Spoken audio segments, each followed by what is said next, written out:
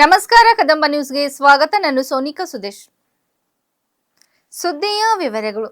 ಪರಿಸರ ಸಂರಕ್ಷಣೆಯ ಮಹತ್ವವನ್ನು ಸಾರುವ ಜಾಗತಿಕ ಚಳವಳಿಯಾದ ಅರ್ತ್ ಅವರ್ ಈ ವರ್ಷ ಮಾರ್ಚ್ 28ರಂದು ರಾತ್ರಿ 8:30ರಿಂದ 9:30ರವರೆಗೆ ಆಚರಿಸಲಾಗುತ್ತಿದೆ ಎಂದು ಅರಣ್ಯ ಸಚಿವ ಈಶ್ವರ್ ಖಂಡ್ರೆ ತಿಳಿಸಿದ್ದಾರೆ. WWF ಇಂಡಿಯಾ ನೇತೃತ್ವದಲ್ಲಿ ನಡೆಯುತ್ತಿರುವ ಈ ಅಭಿಯಾನವು ವಿಶ್ವದ 190ಕ್ಕೂ ಹೆಚ್ಚು ದೇಶಗಳಲ್ಲಿ ಕೋಟ್ಯಾಂತರ ಜನರನ್ನು ಒಂದೇ ವೇದಿಕೆಗೆ ಕರೆತರುತ್ತಿದ್ದು, ಪರಿಸರ ಸಂರಕ್ಷಣೆಗೆ ಜಾಗೃತಿ ಮೂಡಿಸುವ ಪ್ರಮುಖ ವೇದಿಕೆಯಾಗುತ್ತಿದೆ. 2026ನೇ ವರ್ಷ ಈ ಚಳವಳಿಗೆ 20 ವರ್ಷಗಳು ಪೂರ್ಣಗೊಳ್ಳುತ್ತಿರುವ ಹಿನ್ನೆಲೆ ಇದರ ಮಹತ್ವ ಇನ್ನಷ್ಟು ಹೆಚ್ಚಾಗಿದೆ. ಈ ಸಂದರ್ಭದಲ್ಲಿ 1 ಗಂಟೆ ಕಾಲ ಅನವಶ್ಯಕ ವಿದ್ಯುತ್ ದೀಪಗಳನ್ನು ಆರಿಸುವ ಮೂಲಕ ಭೂಮಿಯ ರಕ್ಷಣೆಗೆ ತಮ್ಮ ಬದ್ಧತೆಯನ್ನು ವ್ಯಕ್ತಪಡಿಸಲು ಸಚಿವರು ಸಾರ್ವಜನಿಕರಿಗೆ ಕರೆ ನೀಡಿದ್ದಾರೆ. ಇಂತಹ ಸಣ್ಣ ಪ್ರಯತ್ನಗಳೇ ಪರಿಸರದ ಮೇಲೆ ದೊಡ್ಡ ಪರಿಣಾಮ ಬೀರುತ್ತವೆ ಎಂದು ಅವರು ತಿಳಿಸಿದ್ದಾರೆ. ಪರಿಸರ ಸ್ನೇಹಿ ಜೀವನ ಶೈಲಿಯನ್ನು ಅಳವಡಿಸಿಕೊಳ್ಳುವ ಅಗತ್ಯವನ್ನು ಒತ್ತಿ ಹೇಳಿದ ಅವರು, ಎಲ್ಲರೂ ಈ ಚಳವಳಿಯಲ್ಲಿ ಭಾಗವಹಿಸಿ ಹಸಿರು ಹಾಗೂ ಸ್ಥಿರ ಭವಿಷ್ಯ ನಿರ್ಮಾಣಕ್ಕೆ ಕೈಜೋಡಿಸಬೇಕು ಎಂದು ಮನವಿ ಮಾಡಿದ್ದಾರೆ. ಎಲ್ಲರಿಗೂ ನಮಸ್ಕಾರಗಳು. ನಾನು ಈಶ್ವರ್ ಖಂಡ್ರೆ, ಅರಣ್ಯ ಜೀವಿಶಾಸ್ತ್ರ ಮತ್ತು ಪರಿಸರ ಇಲಾಖೆ ಸಚಿವ ಮಾತನಾಡ್ತಾ ಇದ್ದೇನೆ. ಬಂಧುಗಳೇ, ಎಲ್ಲರಿಗೂ ಪ್ರಥಮವಾಗಿ ಅರ್ತ್ ಅವರ್ನ ಈ ದಿವಸದ ಹಾರ್ದಿಕ ಶುಭಾಶಯಗಳು ಮತ್ತು ಅಭಿನಂದನೆಗಳನ್ನು ಸಲ್ಲಿಸ್ತಾ ಇದ್ದೇನೆ. ವಿದ್ಯುತ್ ಜಗದ ಅದ್ಭುತ ಆವಿಷ್ಕಾರಗಳಲ್ಲಿ ಒಂದು. ಕೈಗಾರಿಕೆಗಳ ಚಕ್ರ ಉರುಳಲು, ದೇಶದ ಅಭಿವೃದ್ಧಿಯ ರಥ ಸಾಗಲು ವಿದ್ಯುತ್ ಅತ್ಯಗತ್ಯ ಮತ್ತು ಅವಶ್ಯಕವಾಗಿದೆ. ಆದರೆ ಇಂದಿನ ದಿನಮಾನದಲ್ಲಿ ವಿದ್ಯುತ್ನ ಅಪರಿಮಿತ ಮತ್ತು ಅನಗತ್ಯ ಬಳಕೆ ಆಗುತ್ತಿರುವುದು ಅತ್ಯಂತ ವಿಷಾದದ ಸಂಗತಿ. ವಿದ್ಯುತ್ ಅಭಿವೃದ್ಧಿಗೆ ಹೇಗೆ ನಾವು ಮಹತ್ವ ಕೊಡುತ್ತೇವೆ, ಅಷ್ಟೇ ಪ್ರಮಾಣದಲ್ಲಿ ಪ್ರಕೃತಿ ಮೇಲೆ ಪ್ರತಿಕೂಲ ಪರಿಣಾಮವನ್ನು ಅದು ಬೀರುತ್ತದೆ ಅಂತ ಹೇಳಿ ನಾವು ತಿಳ್ಕೊಳ್ಬೇಕಾಗ್ತದೆ. ವಿದ್ಯುತ್ ಉಪಕರಣಗಳಿಂದ ಹೊರಸೂಸುವ ಶಾಖದಿಂದ ಜಾಗತಿಕ ತಾಪಮಾನ ಏರಿಕೆ ಆಗ್ತಾ ಇರ್ತಕ್ಕಂಥದ್ದು ಎಲ್ಲರ ಗಮನದಲ್ಲಿದೆ. ಇರುವಂಥದ್ದು ಒಂದೇ ಭೂಮಿ. ಈ ಭೂಮಿಯನ್ನು ಸಂರಕ್ಷಿಸುವುದು ನಮ್ಮೆಲ್ಲರ ಆದ್ಯ ಕರ್ತವ್ಯವಾಗಿದೆ. ಇದನ್ನು ಸಂರಕ್ಷಿಸಿ ಮುಂದಿನ ಪೀಳಿಗೆಗೆ ನಾವು ಹಸ್ತಾಂತರಿಸಬೇಕಾಗಿದೆ. ಆ ನಿಟ್ಟಿನಲ್ಲಿ ನಾವು ವಿದ್ಯುತ್ತನ್ನು ಮಿತವಾಗಿ ಬಳಸಬೇಕು. ಈ ನಿಟ್ಟಿನಲ್ಲಿ ಜಾಗತಿಕವಾಗಿ ಜಾಗೃತಿ ಮೂಡಿಸಲು ಪ್ರತಿ ವರ್ಷ ಮಾರ್ಚ್ ತಿಂಗಳ ಕೊನೆ ಶನಿವಾರ ಅರ್ತ್ ಅವರ್ ಆಚರಿಸಲಾಗುತ್ತದೆ. ಅರ್ತ್ ಅವರ್ WWF ಆಯೋಜಿಸುವ ಜಾಗತಿಕ ಜಾಗೃತಿ ಆಂದೋಲನವಾಗಿದೆ. ಈ ವರ್ಷ ಮಾರ್ಚ್ 28ರಂದು ಅರ್ತ್ ಅವರ್ ಆಚರಿಸಲಾಗುತ್ತಿದ್ದು, ಅಂದು ರಾತ್ರಿ 8:30ರಿಂದ 9:30ರವರೆಗೆ ಎಲ್ಲರೂ ನಿಮ್ಮ ಕಾರ್ಯಸ್ಥಳ, ಮನೆಗಳಲ್ಲಿ ಅನಗತ್ಯವಾದ ವಿದ್ಯುತ್ ದೀಪಗಳನ್ನು ನಂದಿಸಿ ಜಾಗೃತಿ ಮೂಡಿಸಬೇಕು. ಹಾಗೆ ಭೂಮಿಯನ್ನು ಉಳಿಸುವ ಒಂದು ಸಂದೇಶ ನಾವು ನೀವೆಲ್ಲರೂ ಸೇರಿ ಸಾರೋಣ. ಕರ್ನಾಟಕ ರಾಜ್ಯದ ಅರಣ್ಯ ಜೀವಿಶಾಸ್ತ್ರ ಮತ್ತು ಪರಿಸರ ಸಚಿವನಾಗಿ ನಾನು ನಾಡಿನ ಎಲ್ಲ ಜನರಿಗೂ 1 ಗಂಟೆಗಳ ಕಾಲ ಅನಗತ್ಯ ವಿದ್ಯುತ್ ಬೆಳಕನ್ನು ನಂದಿಸಿ ಈ ಭೂಗ್ರಹ ಇರುವಂತ ಒಂದೇ ಭೂಮಿಯನ್ನು ಸಂರಕ್ಷಿಸಲು ತಾವೆಲ್ಲ ಸಹಕರಿಸುತ್ತೀರಿ ಅಂತ ಹೇಳಿ ನಾನು ನಂಬಿದ್ದೇನೆ. ಎಲ್ಲರಿಗೆ ಧನ್ಯವಾದಗಳು. ನಗರದ ಬ್ರಿಮ್ಸ್ ಮೆಡಿಕಲ್ ಕಾಲೇಜಿನ ವಸತಿ ನಿಲಯದಲ್ಲಿ ವೈದ್ಯಕೀಯ ವಿದ್ಯಾರ್ಥಿಯೊಬ್ಬರು ಮೃತ ಸ್ಥಿತಿಯಲ್ಲಿ ಪತ್ತೆಯಾಗಿರುವ ಘಟನೆ ಮನಕಲುಕುವಂತಾಗಿದೆ. ಮೃತರನ್ನು ಅನಿಷ್ಕಾರ್ ಚವ್ಹಾಣ್ 21 ಎಂದು ಗುರುತಿಸಲಾಗಿದ್ದು, ಅವರು MBBS ಅಂತಿಮ ವರ್ಷದ ವಿದ್ಯಾರ್ಥಿಯಾಗಿದ್ದರು. ಮೂಲತಃ ಕಲಬುರಗಿ ಜಿಲ್ಲೆಯ ಚಿಂಚೋಳಿ ತಾಲೂಕಿನ ನಿವಾಸಿಯಾಗಿದ್ದರು. ಘಟನೆಯ ಮಾಹಿತಿ ತಿಳಿದ ಕೂಡಲೇ ಪೊಲೀಸರು ಸ್ಥಳಕ್ಕೆ ಭೇಟಿ ನೀಡಿ ಪರಿಶೀಲನೆ ನಡೆಸಿದರು. ಪ್ರಾಥಮಿಕ ಮಾಹಿತಿಯ ಪ್ರಕಾರ ವಿದ್ಯಾರ್ಥಿ ವಸತಿ ನಿಲಯದ ಕೊಠಡಿಯಲ್ಲಿ ಮೃತ ಸ್ಥಿತಿಯಲ್ಲಿ ಪತ್ತೆಯಾಗಿದ್ದು, ಪ್ರಕರಣದ ಕುರಿತು ತನಿಖೆ ಮುಂದುವರೆದಿದೆ. ಈ ಕುರಿತು ಜಿಲ್ಲಾ ಪೊಲೀಸ್ ವರಿಷ್ಠಾಧಿಕಾರಿ ಪ್ರದೀಪ್ ಕುಂಟಿ ಮಾತನಾಡಿ, ಘಟನೆ ಕುರಿತು ರಾತ್ರಿ ವೇಳೆ ಮಾಹಿತಿ ಲಭ್ಯವಾಗಿತ್ತು ಎಂದು ತಿಳಿಸಿದ್ದಾರೆ. ಪ್ರಾಥಮಿಕ ಪರಿಶೀಲನೆಯಲ್ಲಿ ವಿದ್ಯಾರ್ಥಿ ನೇಣು ಬಿಗಿದ ಸ್ಥಿತಿಯಲ್ಲಿ ಪತ್ತೆಯಾಗಿರುವುದು ಗಮನಕ್ಕೆ ಬಂದಿದೆ ಎಂದು ಹೇಳಿದರು. ಮೃತ ವಿದ್ಯಾರ್ಥಿಯ ಮೊಬೈಲ್ ಪರಿಶೀಲನೆ ವೇಳೆ ಆನ್ಲೈನ್ ಗೇಮ್ಗಳಲ್ಲಿ ಹಣ ಹೂಡಿಕೆ ಮಾಡಿರುವುದು ಹಾಗೂ ಆರ್ಥಿಕ ನಷ್ಟ ಉಂಟಾಗಿರುವ ಸುಳಿವುಗಳು ದೊರೆತಿವೆ. ಸ್ನೇಹಿತರಿಂದ ಸುಮಾರು 70,000 ರೂಪಾಯಿ ಸಾಲ ಪಡೆದಿದ್ದ ಹಾಗೂ ಆನ್ಲೈನ್ ಗೇಮ್ಗಳಲ್ಲಿ ಸುಮಾರು 80,000 ರೂಪಾಯಿ ನಷ್ಟವಾಗಿರುವ ಬಗ್ಗೆ ಮಾಹಿತಿ ಇದೆ ಎಂದು ತಿಳಿಸಿದರು. ಈ ಹಿನ್ನೆಲೆ ಆರ್ಥಿಕ ಒತ್ತಡ ಮತ್ತು ಮನಸ್ತಾಪವೇ ಈ ದುರ್ಘಟನೆಗೆ ಕಾರಣವಾಗಿರಬಹುದು ಎಂಬ ಅನುಮಾನ ವ್ಯಕ್ತವಾಗಿದೆ. ಆದರೆ ನಿಖರ ಕಾರಣ ತಿಳಿಯಲು ಪೊಲೀಸರು ಸವಿಸ್ತಾರ ತನಿಖೆ ಮುಂದುವರೆಸಿದ್ದಾರೆ. ಇತ್ತ ಮಗನ ಸಾವಿನ ಸುದ್ದಿ ತಿಳಿದು ಕುಟುಂಬದಲ್ಲಿ ಶೋಕ ಮಡುಗಟ್ಟಿದೆ. ಖಾಸಗಿ ಕೂಲಿ ಕೆಲಸ ಮಾಡಿಕೊಂಡು ಮಕ್ಕಳಿಗೆ ವಿದ್ಯಾಭ್ಯಾಸ ಮಾಡಿಸುತ್ತಿದ್ದ ತಂದೆಯ ದುಃಖ ಕಣ್ಣೀರಾಗಿಸಿದೆ. ಕುಟುಂಬದ 3 ಮಕ್ಕಳು ವೈದ್ಯಕೀಯ ಶಿಕ್ಷಣ ಪಡೆಯುತ್ತಿರುವುದು ತಿಳಿದು ಬಂದಿದೆ.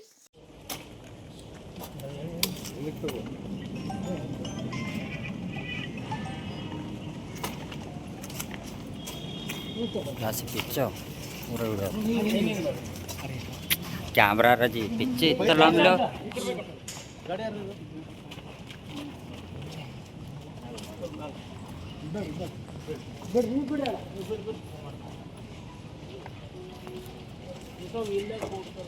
तुम फिर आगे मत जाओ जी। क्या तुम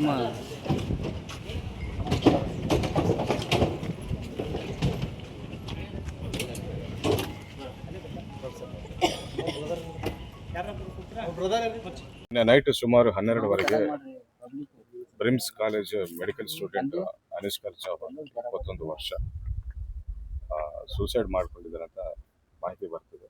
ಬಂದು ನೋಡಿದ್ದಾಗ ಅವರು ಹ್ಯಾಂಗಿಂಗ್ ಮಾಡ್ಕೊಂಡಿರೋದು ಕಂಡು ಬಂದಿದೆ. BRIMS doctors, forensic doctors plus ನಮ್ಮ ಸೋಕೋ ಟೀಮ್ ಕೂಡ ಇವೆಲ್ಲ ಕ್ರೈಮ್ ಸ್ಪಾಟನ್ನು ಪರಿಶೀಲನೆ ಮಾಡಿ ಸೂಸೈಡ್ ಅಂತ ಸತ್ಯ ನಾವು ಒಂದು ತೀರ್ಮಾನಕ್ಕೆ ಬಂದಿದ್ದೇವೆ. ಅದೇ ರೀತಿ ಅವರ ತಂದೆ ಕೂಡ ಬಂದಿದ್ದಾರೆ, ಕಂಪ್ಲೇಂಟ್ ಕೊಡ್ತಾ ಇದ್ದಾರೆ. ಸೂಸೈಡ್ಗೆ ಕಾರಣ ಅವರ ವಾಟ್ಸಪ್ಪು ಇವೆಲ್ಲ ನೋಡಿದ್ದಾಗ ಗೊತ್ತಾಗ್ತಿರೋದು ಏನಂದರೆ, ಆನ್ಲೈನಲ್ಲಿ ಕೆಲವು ಗೇಮ್ಸ್ ಆಡ್ತಾ ಅದರಲ್ಲಿ ದುಡ್ಡು ಹಾಕಿದ್ದಾರೆ ಅಂತ ಗೊತ್ತಾಯಿತು. ಸೊ ಒಂದು 70,000 ಸುಮಾರು ಫ್ರೆಂಡ್ಸ್ ಕಡೆಯಿಂದ ಅವ್ರ ಕಡೆಯಿಂದ ದುಡ್ಡು ತೊಗೊಂಡು ಆನ್ಲೈನ್ ಗೇಮ್ಸಲ್ಲಿ ಹಾಕಿ 80,000 ಸುಮಾರು ದುಡ್ಡು ಕಳ್ಕೊಂಡಿದ್ದಾನೆ. ಆ ಮನಸ್ತಾಪದಿಂದ ನಿನ್ನೆ ನೈಟು ಸೂಸೈಡ್ ಮಾಡ್ಕೊಂಡಿದ್ದಾನೆ ಅಂತ ಮೇಲ್ನೋಟಕ್ಕೆ ಕಂಡು ಬರ್ತಾರೆ. ಆ ವಾಟ್ಸಪ್ಪಲ್ಲಿ ಎಲ್ಲ ಮೆಸೇಜಸ್ ಇದೆ. ಮೂಲತಃ ಯಾವ ಚಿಂಚೋಳಿ ಯಾವ ಅಂತಿಮ MBBS ಏನು ಅಂತಿಮ ಅದೆಲ್ಲ ನೋಡಬೇಕೆಲ್ಲ ಡಿಲೀಟ್ ಮಾಡಿದ್ದಾರೆ, ರಿಟ್ರೀವ್ ಮಾಡಿ ನೋಡಬೇಕು. Clearly online games.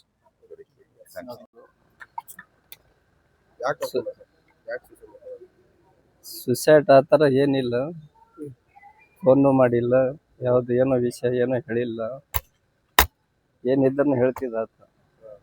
ಲಾಸ್ಟ್ ಯಾವಾಗ ಮಾತಾಡಿದ್ರಿ? 22ನೇ ತಾರೀಕು. ಏನಂತ ಅದೇ ಬೇರೆ ಊರಿಗೆ ಹೋಗಿದಾತ. ಹೇಳಿ, ನಿಮ್ಮ ಮಕ್ಕಳು ಎಷ್ಟು ಜನ ಇದ್ದೀರಿ? ಎಷ್ಟು ಜನ ಮಕ್ಕಳು? ಏನು? 3 ಜನ, ಹಾಂ. ಒಂದು ಹೆಣ್ಣು 2 ಗಂಡು, ಎಲ್ಲ MBBS ಇಲ್ಲೇ ಮಾಡ್ತಾರೆ? ಇಲ್ಲಿ. ಮಗಳದ್ದು ಮುಗ್ದಿದೆ, ಬೆಂಗಳೂರಿಗೆ ಇದ್ದಾಳು. ಹಾಂ. ಏನೋ ಈ ಥರ ಹಿಂಗೆ ಸಮಸ್ಯೆ ಇದೆ, ಅದು ಇದು ಏನಾರು ಇಲ್ಲ, ಏನು ಹೇಳಿಲ್ಲ ಆತ. ಅದೇ ಗೊತ್ತಾಗ್ತಾ ಇಲ್ಲ. ನಿಮ್ಗೆ ಯಾವಾಗ ಫೋನ್ ಆಯ್ತು? ನಿಮ್ಗೆ ಎಷ್ಟು? ಇಲ್ಲ, ಬೆಳಗ್ಗೆ ನಂದು ಸ್ವಿಚ್ ಆಫ್ ಇತ್ತು ಮೊಬೈಲು.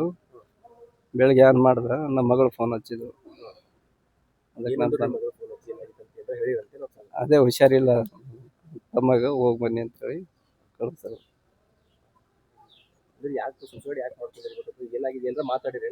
ಇಲ್ಲ, ಏನಿಲ್ಲ, ಏನಿದ್ದನ್ನು ಹೇಳ್ತಿದ್ದ ಆತ. ಈಗ ನೀವು ಏನಾದರೂ ತನಿಖೆಗೆ ಆಗ್ರಹ ಮಾಡ್ತೀರಾ ಸರ್? ನಿಮ್ಮ ಮಗನ ಸುಸೈಡ್ ಮಾಡ್ಕೊಂಡ್ರೆ ನಿಜ ಅಥವಾ ಬೇರೆದು ಏನಾದರೂ ಆಗಿದೆ? ನಿಮ್ಗೆ ಏನಾದರೂ ಶಂಕೆ ಇದೆಯಾ? ಅದೇ ಯಾವುದೇ ಗೊತ್ತಿಲ್ಲ, ಏನು ತಿಳಿತಾ ಇಲ್ಲ. ಪೊಲೀಸ್ ಏನೋ ಆನ್ಲೈನ್ ಅಂತ ಹೇಳ್ತಾ ಇದ್ದಾರೆ. ಆನ್ಲೈನ್ ಹೇಳ್ತಾ ಇದ್ದಾರಲ್ಲ. 70,000 ರೂಪಾಯಿ ಇದು ಆಗಿದೆ ಅಂತ ಆನ್ಲೈನ್ ಗೇಮ್ ಅಲ್ಲಿ ತೊಗೊಂಡಿರಿ ನಿಮ್ಮಲ್ಲಿ? ಇಲ್ಲ, ನನ್ನ ಕಡೆ ಏನೋ ತೊಗೊಂಡಿಲ್ಲ ಆತ. ಕೇಳೇನು ಏನಿದ್ದನ್ನು ಹೇಳ್ತಿದ್ದ ಆತ. ಬೇಕಾದ್ರೆ ದುಡ್ಡಿಗೆ ಯಾವ ಕೇಳಿದ್ರೆ? ಇಲ್ಲ, ಏನೂ ಕೇಳಿಲ್ಲ. ಫ್ರೆಂಡ್ಸ್ ಹತ್ರ ತೊಗೊಂಡಿದ್ರೆ ಅಂತ ದುಡ್ಡು? ಅದೇ ಅದು ಗೊತ್ತಿಲ್ಲ. ಅಲ್ಲ, ನಿಮ್ಗೆ ಗೊತ್ತಿತ್ತು ಸ್ವಲ್ಪ ಮೊಬೈಲ್ನಾಗ ಗೇಮ್ ಆಡೋದು ಅದು? ಇಲ್ಲ, ಆತ ಬೇರೆಯವ್ರು ಹೇಳ್ತಿದ್ದ ಮೊಬೈಲ್ ಗೇಮ್ ಆಡಬಾರ್ದು ಅಂತೇಳಿ. ಅವ್ರು ಹೇಳ್ತೀವಿ ಸರ್, ಅವನೇ ಹೇಳ್ತಿದ್ದ. 70,000 ರೂಪಾಯಿ ಕಳ್ಕೊಂಡಿದ್ದಾರೆ, ಹಂಗಾಗಿ ಇದು ಮಾಡ್ಬಿಡಿ ಅಂತ ಹೇಳ್ತಾರೆ. ಅದು ಏನೋ ಗೊತ್ತಿಲ್ಲ ಅದು. ವಿಧಾನಸಭೆ ಅಧಿವೇಶನದಲ್ಲಿ ಮಾತನಾಡಿದ ಡಾ. ಶೈಲೇಂದರ್ ಬೆಲ್ದಾಳೆ ಅವರು ರಾಜ್ಯದಲ್ಲಿ ಆಯುಷ್ ಇಲಾಖೆಯ ಸೇವೆಗಳನ್ನು ಮತ್ತಷ್ಟು ವಿಸ್ತರಿಸುವ ಅಗತ್ಯವಿದೆ ಎಂದು ಒತ್ತಾಯಿಸಿದರು. ಪ್ರತಿ ಹೋಬಳಿ, ತಾಲೂಕು ಹಾಗೂ ಜಿಲ್ಲಾ ಮಟ್ಟದಲ್ಲಿ ಹೋಮಿಯೋಪತಿ ಮತ್ತು ಆಯುರ್ವೇದ ಚಿಕಿತ್ಸಾ ಕೇಂದ್ರಗಳನ್ನು ಸ್ಥಾಪಿಸಬೇಕು. ಜೊತೆಗೆ ಆಯುರ್ವೇದ ವೈದ್ಯರು ಮತ್ತು ತಜ್ಞ ವೈದ್ಯರ ಹುದ್ದೆಗಳನ್ನು ತ್ಯಜಿಸಿ ಅವುಗಳನ್ನು ಶೀಘ್ರವಾಗಿ ಭರ್ತಿ ಮಾಡಬೇಕು ಎಂದು ಅವರು ಸರ್ಕಾರದ ಗಮನ ಸೆಳೆದರು. ಕಲ್ಯಾಣ ಕರ್ನಾಟಕ ಭಾಗದ ಜನರಿಗೆ ಉತ್ತಮ ಆರೋಗ್ಯ ಸೇವೆಗಳನ್ನು ಒದಗಿಸುವ ದೃಷ್ಟಿಯಿಂದ ಆ ಭಾಗದಲ್ಲಿ ನೂತನ ಸರ್ಕಾರಿ ಹೋಮಿಯೋಪತಿ ಕಾಲೇಜು ಆರಂಭಿಸುವ ಅಗತ್ಯವಿದೆ ಎಂದು ಹೇಳಿದರು. ಇದರಿಂದ ಗ್ರಾಮೀಣ ಪ್ರದೇಶದ ಜನರಿಗೆ ಹೆಚ್ಚಿನ ಆರೋಗ್ಯ ಸೌಲಭ್ಯ ದೊರೆಯಲಿದೆ. ಈ ಕುರಿತು ಸಚಿವರು ಅಗತ್ಯ ಕ್ರಮ ಕೈಗೊಳ್ಳುವಂತೆ ಸದನದಲ್ಲಿ ಮನವಿ ಮಾಡಿದರು. Doctor Shailendra K Beldale. ಮಾನ್ಯ ಅಧ್ಯಕ್ಷರೇ, ನಾನು ಆರೋಗ್ಯ ಸಚಿವರಿಗೆ ಆಯುಷ್ ಇಲಾಖೆಯಲ್ಲಿ ಪ್ರತಿ ಹೋಬಳಿ PSC ಇರಲಿ, CS ಇರಲಿ, ಇಲ್ಲ ತಾಲೂಕು ಆಫೀಸ್, ಡಿಸ್ಟಿಕ್ ಆಫೀಸಲ್ಲಿ ಆಯುರ್ವೇದಿಕ್ ಮತ್ತು ಹೋಮಿಯೋಪತಿಕ್ ಡಾಕ್ಟರ್ಗಳನ್ನು ನೇಮಿಸಲು ಹಾಗೂ government homeopathic medical college Kalyana Karnataka ಭಾಗದಲ್ಲಿ ಯಾದಗಿರಿ ಆಗಲಿ, ಗುಲ್ಬರ್ಗ ಆಗಲಿ, ಬೀದರ್ ಜಿಲ್ಲೆಯಲ್ಲಿ ಅಥವಾ ನನ್ನ ವಿಧಾನಸಭಾ ಕ್ಷೇತ್ರದ ಸ್ಥಾಪಿಸುವ ಉದ್ದೇಶ ಇದೆ ಏನಂತ ನಾನು ಮಾನ್ಯ ಮಂತ್ರಿಜಿಯವರಿಗೆ ಗಮನ ಸೆಳೆಯಲಿಕ್ಕೆ ಇಷ್ಟಪಡ್ತೀನಿ. ಆರೋಗ್ಯ ಸಚಿವರಿಗೆ ಉತ್ತರ ಕೊಟ್ಟೆ ಮಾದೇವ್ ಸಾಹೇಬರು, ಅವ್ರಿಗೆ ಕೇಳಕ್ ಇಷ್ಟಪಡ್ತೀನಿ. ಯಾಕಂದ್ರೆ ನಾನು ಒಬ್ಬ ಹೋಮಿಯೋಪತಿಕ್ ಡಾಕ್ಟರು. ಟೋಟಲ್ ರಾಜ್ಯದಲ್ಲಿ ಹೋಮಿಯೋಪತಿಕ್ 18 ಕಾಲೇಜ್ ಇವೆ ಅಧ್ಯಕ್ಷರು. ಒಂದು ಮೆಡಿಕಲ್ ಕಾಲೇಜ್ ಬೆಂಗಳೂರು ಅಷ್ಟೇ ಇದೆ. ಮತ್ತು ಆಯುರ್ವೇದಿಕ್ ಮೆಡಿಕಲ್ ಕಾಲೇಜ್ 103 ಇವೆ ಅಧ್ಯಕ್ಷರೇ. ಸುಮಾರು ಎವ್ರಿ ಇಯರ್ ಹೋಮಿಯೋಪತಿಕ್ ಡಾಕ್ಟರ್ ಸುಮಾರು 1500 ವಿದ್ಯಾರ್ಥಿನಿಯರು ಪಾಸ್ಔಟ್ ಆಗ್ತಾರೆ. ಮಂಗಳೂರದಲ್ಲೂ ಇದೆ, ಸೇಂಟ್ ಮುಲ್ಲರ್ ಏನೋ ಮೋಸ್ಟ್ಲಿ. ಮತ್ತೆ ಆಯುರ್ವೇದಿಕ್ 7,000 8 ಸಾವಿರ ಜನ ಪಾಸ್ಔಟ್ ಆಗ್ತಾರೆ. ಪ್ರಶ್ನೆಗೆ ಪಬ್ಲಿಕ್ ಹೆಲ್ತ್ ಅದ್ರಲ್ಲಿ ಏನಾಗ್ಬೇಕು ಆ ಸ್ಟ್ಯಾಂಡರ್ಡ್ಸ್ ಅಲ್ಲಿ ಅವ್ರಿಗೆ ಎಲ್ಲಿ MBBS ಡಾಕ್ಟರ್ ಬರಲ್ಲ. ಆ ಗ್ರಾಮೀಣ ಪ್ರದೇಶ ಸೇವೆ ಮಾಡ್ಲಿಕ್ಕೆ ಇಷ್ಟೊಂದು 1500 7,000 8 ಸಾವಿರ ಜನ ಏನು ಆಯುಷ್ ಇಲಾಖೆಯಲ್ಲಿ ಹೋಮಿಯೋಪತಿಕ್ ಆಯುರ್ವೇದಿಕ್ ಪಾಸ್ಔಟ್ ಆಗ್ತಾರ. ಪಾಪ ಅವ್ರಿಗೆ ಗೌರ್ಮೆಂಟ್ ಒಂದು ಜಾಬ್ ಗ್ಯಾರಂಟಿ ಕೊಡಬೇಕು, ಅವರನ್ನ ನೇಮಕ ಮಾಡಬೇಕು ಅಂತ ನಾನು ತಮ್ಮ ಮೂಲಕ ನಾನು ಮಂತ್ರಿಯವರಿಗೆ ಹೇಳಕ್ ಇಚ್ಛೆ ಪಡ್ತೀನಿ. ಯಾಕಂದ್ರೆ ಬೇರೆ ಬೇರೆ ಸಿಸ್ಟಮ್ ಅಲ್ಲಿ ಪ್ರಾಕ್ಟೀಸ್ ಮಾಡ್ತಾರೆ, ನಡೆಯಲ್ಲ. ಸರ್ಕಾರದಲ್ಲಿ ಮೊನ್ನೆ ಕೋಲ್ಹಾಪುರದಲ್ಲಿ ಮಾಡಿದ್ದಾರೆ, ಎಲ್ಲ ಕಡೆ PSC ಅಲ್ಲಿ ತಗೊಂಡ್ರೆ ಅನುಕೂಲ ಆಗ್ತದ. ಯಾರು ಹೋಮಿಯೋಪತಿಕ್ ಪಾಸ್ಔಟ್ ಆಗ್ತಾರ 18 ಕಾಲೇಜಲ್ಲಿ ಅವ್ರ ಪಾಪ ಅವ್ರ ಜೀವ ನಡೀತದ ಅಂತ. ಆಯುರ್ವೇದಿಕ್ ಆಗಲಿ ಹೋಮಿಯೋಪತಿಕ್ ಆಗಲಿ, ಹೋಮಿಯೋಪತಿಕ್ ತೋತಾನೆ ಇಲ್ಲ, ಇನ್ನು ಆಯುರ್ವೇದಿಕ್ ಸ್ವಲ್ಪ ತೋತಾ ಇದಾರೆ. ಮತ್ತೆ ಗೌರ್ಮೆಂಟ್ ಹೋಮಿಯೋಪತಿಕ್ ಮೆಡಿಕಲ್ ಕಾಲೇಜ್ ಒಂದ್ಸಲ ಯಾದಗಿರಿಕೇನು ಫೈನಲ್ ಆಗಿತ್ತು ಅಧ್ಯಕ್ಷರೇ, ಕಳೆದ 8-10 ವರ್ಷ ಕೆಳಗಡೆ. ಅಲ್ಲಾದ್ರೂ ಮಾಡಿ ಕಲ್ಯಾಣ ಕರ್ನಾಟಕದ ಎಲ್ಲಾದ್ರೂ ಒಂದು ಬೆಂಗಳೂರು ಇದೆ, ಇನ್ನೊಂದು ಕಲ್ಯಾಣ ಕರ್ನಾಟಕದ ಯಾದಗಿರಿ ಆಗಲಿ, ಗುಲ್ಬರ್ಗ ಆಗಲಿ, ಬೀದರ್ ಆಗಲಿ, ಎಲ್ಲರ ಒಂದ್ ಕಡೆ ಗೌರ್ಮೆಂಟ್ ಹೋಮಿಯೋಪತಿಕ್ ಮೆಡಿಕಲ್ ಕಾಲೇಜ್ ಸ್ಥಾಪನೆ ಮಾಡ್ಬೇಕಂತ ತಮ್ಮ ಮೂಲಕ ನಾನು ಮಂತ್ರಿಯವರಿಗೆ ಕೇಳಕ್ ಇಚ್ಛೆ ಪಡ್ತೀನಿ ಅಧ್ಯಕ್ಷರೇ. ಕೂತ್ಕೊಳ್ಳಿ.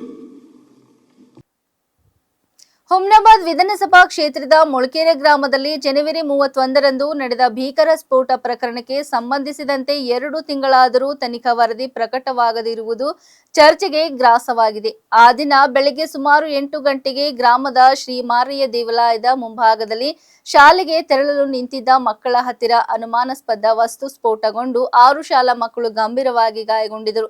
ಈ ದಾರುಣ ಘಟನೆ ಸ್ಥಳೀಯರಲ್ಲಿ ಆತಂಕ ಮೂಡಿಸಿತು. ಘಟನೆಯಿಂದ ಇಂದಿಗೂ 2 ತಿಂಗಳು ಕಳೆದರೂ ಸ್ಫೋಟದ ನೈಜ ಕಾರಣ ಹಾಗೂ ಹಿನ್ನೆಲೆಯ ಕುರಿತು ಸ್ಪಷ್ಟವಾದ ತನಿಖಾ ವರದಿ ಹೊರಬಾರದಿರುವುದನ್ನು ಪ್ರಶ್ನಿಸಿ ಶಾಸಕ ಸಿದ್ದು ಪಾಟೀಲ್ ಅವರು ವಿಧಾನಸಭೆಯ 16ನೇ ಬಜೆಟ್ ಅಧಿವೇಶನದಲ್ಲಿ ವಿಷಯವನ್ನು ಪ್ರಸ್ತಾಪಿಸಿದರು.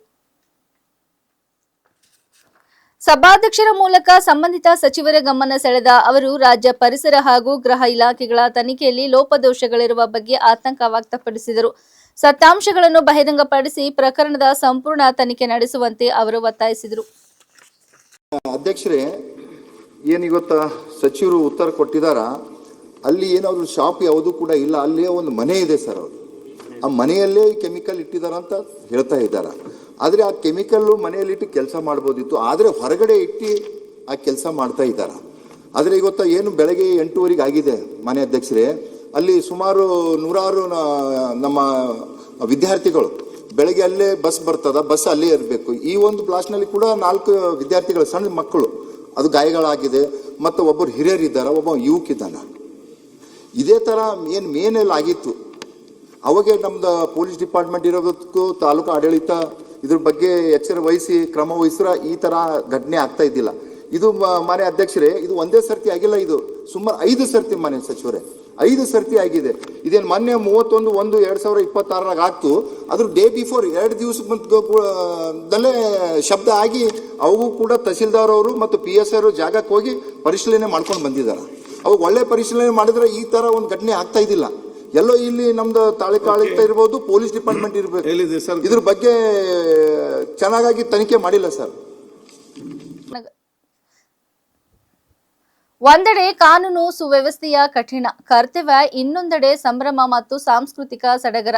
ಈ ಎರಡರ ಸಮನ್ವಯವೇ ನಗರದಲ್ಲಿ ನಡೆದ ಅಂತಾರಾಷ್ಟ್ರೀಯ ಮಹಿಳಾ ದಿನಾಚರಣೆ ವಿಶೇಷ ಕಾರ್ಯಕ್ರಮದ ಪ್ರಮುಖ ಆಕರ್ಷಣೆಯಾಗಿತ್ತು. ನಗರದ ಇನ್ಸ್ಪೈರಾ ರೆಸ್ಟೋರೆಂಟ್ನಲ್ಲಿ ಜಿಲ್ಲಾ ಪೊಲೀಸ್ ಇಲಾಖೆ ವತಿಯಿಂದ ಆಯೋಜಿಸಲಾದ ಈ ಕಾರ್ಯಕ್ರಮ ಸಾಮಾನ್ಯ ಆಚರಣೆಯಷ್ಟೇ ಅಲ್ಲ, ಮಹಿಳಾ ಶಕ್ತಿಗೆ ಸಲ್ಲಿಸಿದ ಗೌರವದ ವೇದಿಕೆಯಾಗಿತ್ತು. ಜಿಲ್ಲಾ ಪೊಲೀಸ್ ವರಿಷ್ಠಾಧಿಕಾರಿ ಪ್ರದೀಪ್ ಗುಂಟಿಯವರ ನೇತೃತ್ವದಲ್ಲಿ ಕಾರ್ಯಕ್ರಮ ಸುಸೂತ್ರವಾಗಿ ನಡೆಯಿತು. ಕಾರ್ಯಕ್ರಮವನ್ನು ಉದ್ಘಾಟಿಸಿದ ಗೀತಾ ಈಶ್ವರ್ ಖಂಡ್ರೆ ಮಹಿಳೆಯರು ಸಮಾಜದ ಪ್ರತಿಯೊಂದು ಕ್ಷೇತ್ರದಲ್ಲೂ ತಮ್ಮ ಸಾಧನೆಯ ಮೂಲಕ ಗುರುತಿಸಿಕೊಂಡಿರುವುದನ್ನು ಹೆಮ್ಮೆಯಿಂದ ಉಲ್ಲೇಖಿಸಿದರು. ಈ ಸಂದರ್ಭದಲ್ಲಿ ವಿವಿಧ ಕ್ಷೇತ್ರಗಳಲ್ಲಿ ಸಾಧನೆ ಮಾಡಿದ ಮಹಿಳೆಯರನ್ನು ಗುರುತಿಸಿ ಸನ್ಮಾನಿಸುವ ಮೂಲಕ ಅವರಿಗೆ ಗೌರವ ಸಲ್ಲಿಸಲಾಯಿತು. ವೇದಿಕೆಗೆ ಬಂದ ನಟಿ ಭವ್ಯ ಪಾಟೀಲ್ ಅವರ ಮಾತುಗಳು ಕಾರ್ಯಕ್ರಮಕ್ಕೆ ಮತ್ತಷ್ಟು ಚೈತನ್ಯ ತುಂಬಿದವು. ಕಾರ್ಯಕ್ರಮದ ವಿಶೇಷ ಆಕರ್ಷಣೆಯಾಗಿ ಮಹಿಳಾ ಪೊಲೀಸ್ ಅಧಿಕಾರಿಗಳು ಮತ್ತು ಸಿಬ್ಬಂದಿಗಳಿಂದ ನಡೆದ ಸಾಂಸ್ಕೃತಿಕ ಪ್ರದರ್ಶನಗಳು ಎಲ್ಲರ ಮನಸೆಳೆದವು. ಖಾಕಿ ಉಡುಪಿನಲ್ಲಿರುವ ಅವರ ಶಿಸ್ತಿನ ಜೊತೆಗೆ ಕಲಾತ್ಮಕತೆ ಕೂಡ ಪ್ರೇಕ್ಷಕರನ್ನು ಮೆಚ್ಚಿಸಿತು. ಹಾಡು ನೃತ್ಯಗಳ ಮೂಲಕ ಕಾರ್ಯಕ್ರಮಕ್ಕೆ ಹಬ್ಬದ ರಂಗು ತುಂಬಿತು.